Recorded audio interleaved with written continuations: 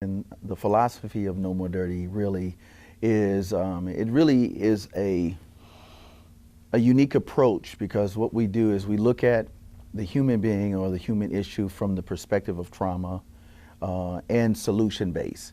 So our focus is really developing, implementing, and also collaborating in partnerships in 21st century interventions, postmodern solutions, a lot of the non-traditional approaches, evidence-based.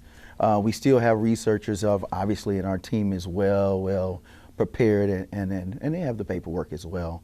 But at the end of the day, is we believe every child, every family is great.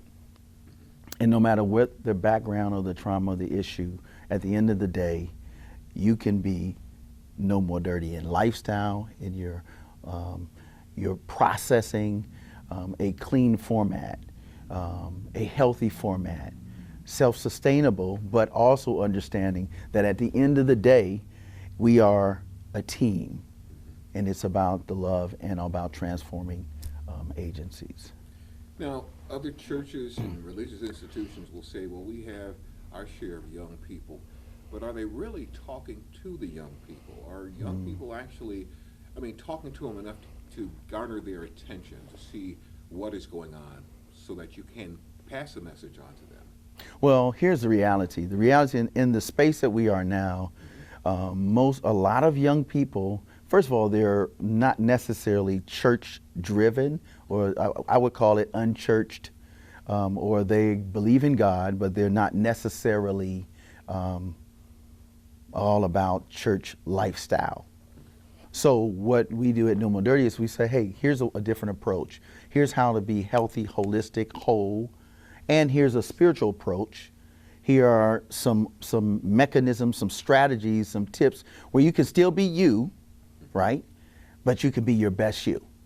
And so what happens is we create an environment like here at the spot where lives transform. Everything that comes in is built and facilitated to transform one's life for the better. So whether that's the Greatness Initiative, we're helping people find their purpose, especially our young people that from ages like 12, 18, 19, where they're trying to figure out who they are. How do I find my niche? How do I become successful? What does education look like? Is it just getting a 2-year, 4-year? No, it's more than that. It's continual learning. It's continued growth. And at the end of the day, they find out who they are. They find their niche. They find out what they're good at, their skill set, and then we associate that and connect that to people, places, processes, and employment and careers. What are some of the things that you offer young people? So one of the things we offer is mentorship, but a different type of mentoring. So it's through the actual moving through a process. So with the Greatness Project, I'll talk about that in the Camp Smart. So we have where they come, spend time, they learn about conflict resolution through interactive activities, and on top of that, they get to be able to build a process. So the kids come up with solutions. And then they say, hey, well, Mr. Whitlow, how about this? Or what about this? And then we do education and entertainment. So they actually learn how to produce, how to be a part of the entertainment world, less the vulgarity, less those elements that in a more structured setting, they wouldn't probably fit into society. And then as it relates to doing business, how to understand what finance is, how to get the bag legally, how to understand the value of dollar and the value of saving, building, legacies, investments, all of that kind of stuff. So we do that through our Camp Smart initiative, and we do that primarily with our summer camp and also on our breaks. But the Greatness Project is our go-to, because at the end of the day, it's all year round, and we work the teens, because the teens at that middle school and high school is really a challenge, because they're trying to figure out who they are. But they want to be cool and they want to be an adult, but they're not quite, and they're like, well, I'm gonna just do me. Okay, what is me? And how do you do me in a successful way where people actually appreciate you at 13 while they're excited about your brilliance at 15? And kids are coming up with all these crazy concepts. They're making money by just doing TikTok. So how do you do that creatively, productively, and positively? and still get your grades, and still be respectful, and still be you. So it's helping them understand they are great, but there's ways to be even greater. And you can find your greatness in the whole process, holistic. So they're not just brilliant, but don't have social skills, or they're quiet and they're just lost. So they can find their purpose, they can keep their personality, they can learn how to navigate those spaces, if it's a corporate space, if it's a school of academia, or they have to do even in the community with their peers. How do I become who I am, keep my respect, and still have credibility in the community, and still not smoke or do drugs or do this or do that? Things that really at the end of the day are just not healthy and not self-sustainable as an individual. So we want productive citizens that are cool and they're sharp and they're young, because that's what's happening. You know, they're building, you know, the pipeline, whether it's prison or whether it's to Ivy League schools or schools here or institutions. They're like, okay, once we figure out what's going on by middle school, we know how to calculate the dollars. So we're going to help them at middle school be the boss. And by high school, they have decided what they're going to create and build and become. And that's what's up. Your ministry is positive place for North Alabama, but because of your broadcast on the internet, you are known worldwide. Yes. How are the responses? Wow, it has been one of the things about the pandemic, it forced us to really be more creative. I mean, literally right now, our talk show, it's a transformative talk show. It's called The Session Live, Bible Beats and Bars. And we are now, thanks to some of our partners, we're in about 17 countries every week. Thousands and thousands of people are tuning in via our YouTube channel. And then that's not even including, we're talking about the No More Dirty radio show, and we have a No More Dirty TV. So we have a music video show, but in between the videos, you get amazingly positive content. And people hit us up on Instagram, at our website, and they're like, can you talk about this? And man, my kid is going through this, and I just don't know what to do. And so it's been amazing. And what's cool about it is all you got to do is subscribe, like, and follow. And it automatically says, hey, we're coming on 2 o'clock on Saturday. We're coming on such and such on Friday nights and Wednesday nights. And you have something that you can sit out with your whole family, enjoy.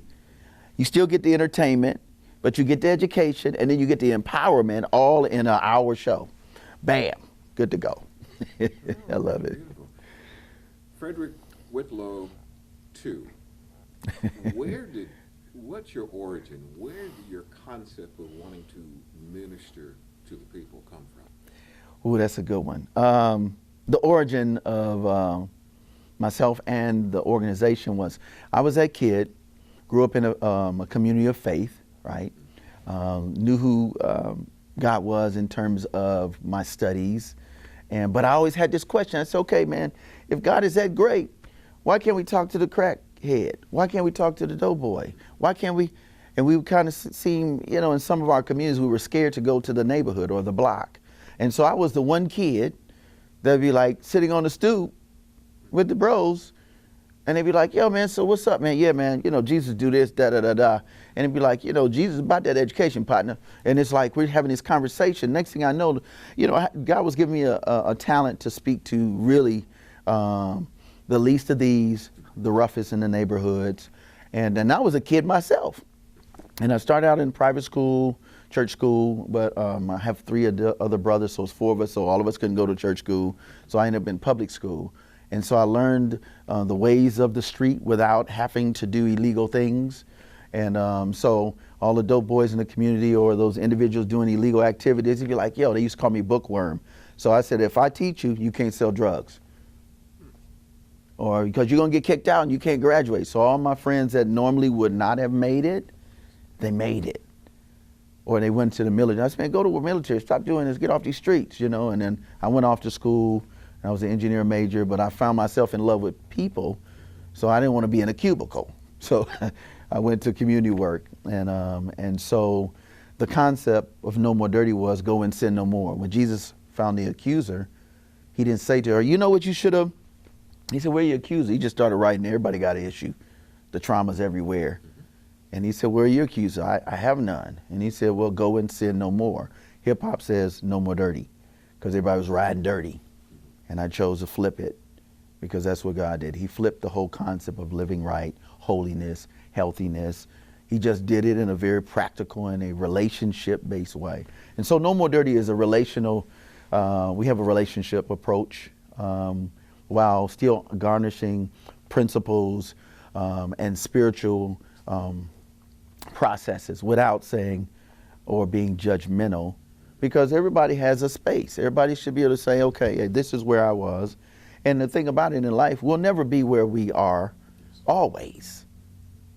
So no more dirty is literally that. Go and sin no more. Go and do more. Do clean. And versus, it's an alternative and a solution. Yeah. What hometown? My original hometown is upstate New York. My dad was military. I was born actually at West Point. How about that? That's upstate. That's upstate, yeah. Yes. Poughkeepsie, Newburgh. I was born at Cornwall, actually. Yeah. I have to correct people. I'm from Western New York. Right. Yeah. I'm say Buffalo, upstate. No. It's Albany. Yeah, I'm Poughkeepsie. But I was born in Newburgh, New York, and at the Cornwall Hospital, the military hospital. Beautiful, beautiful. Final question. Yes. What does the future hold if Minister Fred Whitlow II, looking for the summer and the fall, what do you have in store for young people in the future? Great question. So what do we have going forward? 3 things. Empowering our young people so they become the Minister Freds or the you or the older individuals. So right now what we're looking at is doing a whole streamline of entertainment and education. I'm talking big education. I'm like, learn how to do the process, and you're right next to a Kurt Franklin. So we're looking at that, an internship type program, but also here at this spot, where Lives Transform, we're going to host events where the young people will run it, they will process it, they will do events and all of that, and then we're looking to work with Parks and Recs and working with.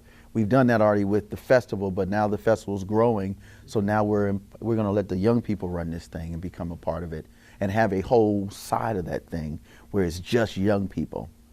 So by the time they're 21, between 13 and 21, we want them to be so proficient that they can do the same thing that I'm doing as an older person. And then eventually we want to have, right now we're in this space, but our goal is to have a campus no more dirty. So it'll have everything in there, the entire space. I already have the design laid out. I'm ready to go. I'm just waiting on that person to say, hey, I'm in. Let's go. You guys can get in with me. Yes. Give me a web page to connect. So you can contact us at www.nmdinc.org, which is the abbreviation for No More Dirty Inc. Our email is admin@nmdinc.org. And we got a whole bunch of people who's amazing on the team. So somebody get with you, I'll get with you, we'll hook it up. And let's do some business, let's do some work. Thank you very much. Thank you.